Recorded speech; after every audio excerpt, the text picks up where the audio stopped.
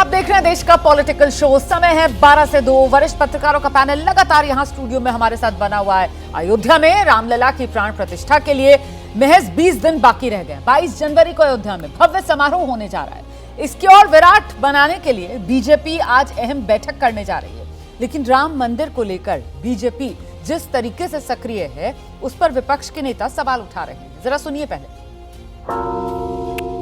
नौजवानों, मस्जिदों को आबाद रखो। नौजवानों, तुमसे मैं कह रहा हूं, हमारी मस्जिद हमने खोदी और वहां पर क्या किया जा रहा है आप देख रहे हैं। अपनी मिली हमियत को, अपनी ताकत को बरकरार रखिए। नौजवानों, मस्जिदों को आबाद रखो। कहीं ऐसा ना हो कि मस्जिदें हमसे छीन ली जाए। जैसे जैसे भगवान श्री राम की मंदिर में प्राण प्रतिष्ठा का समय नजदीक आ रहा है, वैसे वैसे बाबरवादी और इस्लामिक कट्टरपंथियों के पैरोकार, मुसलमान पार्टी के लोग बराबर मुस्लिम यूथ को भड़काने, बरगलाने और उनको आतंकवाद की राह पर धकेलने का कुत्सित प्रयास करने में जुट गए।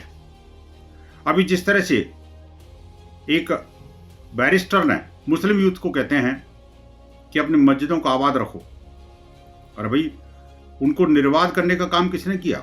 अगर आपकी मस्जिदों की छीनने की बात आती है तो उस समय आप कहाँ सो जाते हैं जब हजरत बल के ऊपर आतंकी हमले होते हैं? आपके मुंह में से एक आवाज नहीं आती। और जब भव्य और दिव्य राम मंदिर बन रहा है तो आपके पैरों तले से जमीन खिसक जाती है।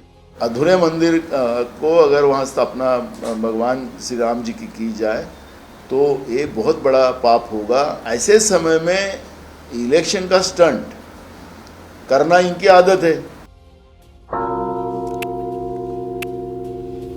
और ऐसे में अब सवाल यह है कि प्राण प्रतिष्ठा तय, विपक्ष को क्या भय? इस तरीके के बोल किस तरीके से समझे जाए आशीष?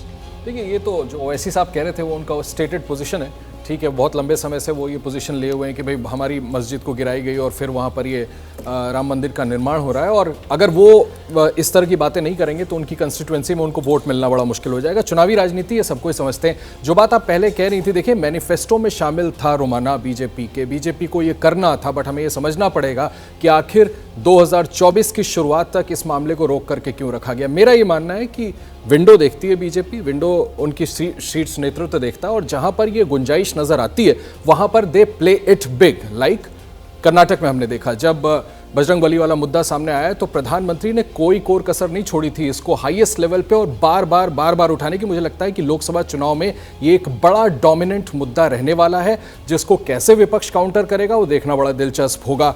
सोनिया गांधी वहां जाएंगी कि नहीं जाएंगी, देखिए इस पर कॉल लेना, आप भी बिल्कुल अभी इसका जिक्र कर रही थी कि इसका कॉल लेना अभी बाकी है। लेकिन इस बात का ख्याल रखिए कि उन्होंने ट्रस्ट की तरफ से इन्वाइट इंडिविजुअल्स को किया है, पूरी पार्टी को नहीं किया है। सोनिया गांधी को किया है, कांग्रेस अध्यक्ष को नहीं किया है, मल्लिकार्जुन खड़गे को किया है। ये मैं आपको बता देता हूं जो इनवाइट्स गए हैं। अधीर रंजन चौधरी ने कहा कि हमें इनवाइट आएगा तो मैं जरूर जाऊंगा। मिसेस गांधी क्या फैसला करती हैं अपनी सेहत को देखते हुए, वो देखना बड़ा दिलचस्प होगा। लेकिन मत भूलिए कि राहुल गांधी, प्रियंका गांधी या कांग्रेस की लीडरशिप लोगों को रिझाने के लिए, सॉफ्ट हिंदुत्व के लिए, जब से ए के एंटनी ने रिपोर्ट दी थी कि हम ज्यादा माइनॉरिटी अपीजमेंट के लिए की वजह से 2019 में हारे, मंदिर जा रहे हैं, मंदिर मत्था टेक रहे हैं। अगर इस बार नहीं जाते हैं तो निश्चित तौर पर बहुत बड़ा उनको पॉलिटिकल नुकसान होगा। और लोग ये सवाल खड़ा करेंगे कि जब प्राण प्रतिष्ठा हो रही थी राम मंदिर की तो आप वहां क्यों नहीं गए और बाकी चुनावों में आप दूसरे मंदिर मस्जिद जाते रहे हैं। तो मुझे लगता है कि ऑल इन ऑल अगर नहीं जाते हैं तो इसका पॉलिटिकल नुकसान हो सकता है। तो फिर तो ये तय माना जाए रामकृपाल जी की 24 चुनाव से पहले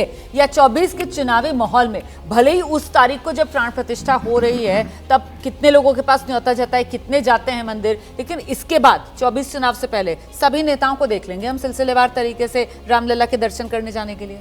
देखिए रोमाना जी, दिक्कत कांग्रेस की जो ये है ना कि अतीत की जो गलतियां कर चुके हैं आप, ऐसा फंस गए हैं। देखिए इस देश में टर्निंग पॉइंट शाहबानो था, मैं फिर कह रहा हूँ इस बात को, और शाहबानो का जो भी फैसला पलटा वो राजीव गांधी ने पलटा।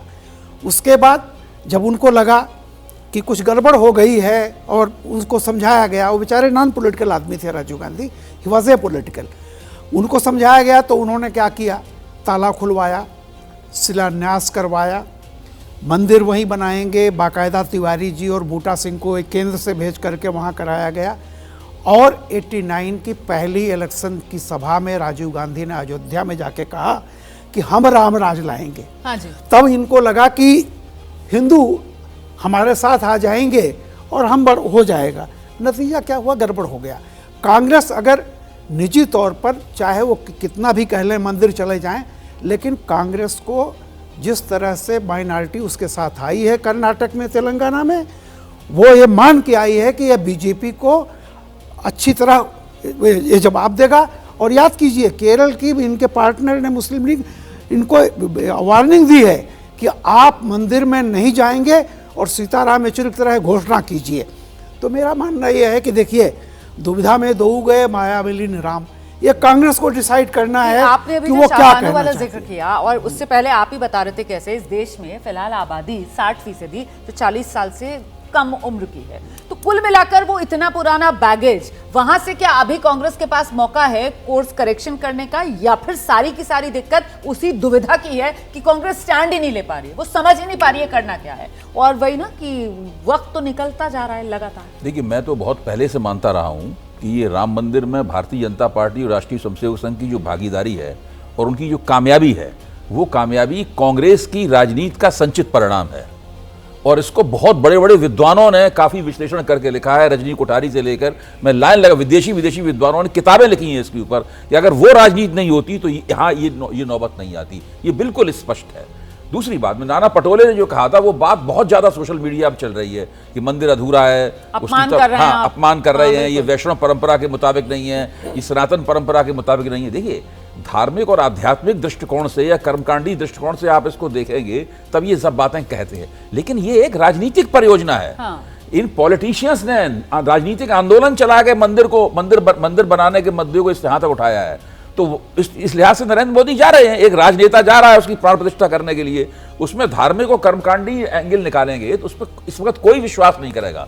सब लोग उस राजनीतिक परियोजना का जो रथ है उसके ऊपर सवार हैं, जनता का बड़ा हिस्सा उसके ऊपर सवार है और नरेंद्र मोदी उसको हाँक रहे हैं, मोहन भागवत उसको हाँक रहे हैं। ये परिस्थिति है। अब उसमें आप इस तरह की बातें करके कोई प्रभाव नहीं छोड़ पाएंगे। मतलब विपक्ष के हाथ से गाड़ी निकल गई है ना?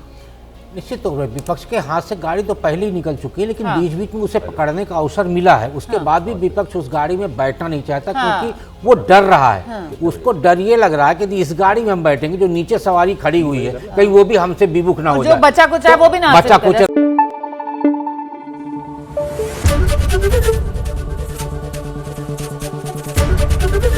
एबीपी न्यूज आपको रखे आगे।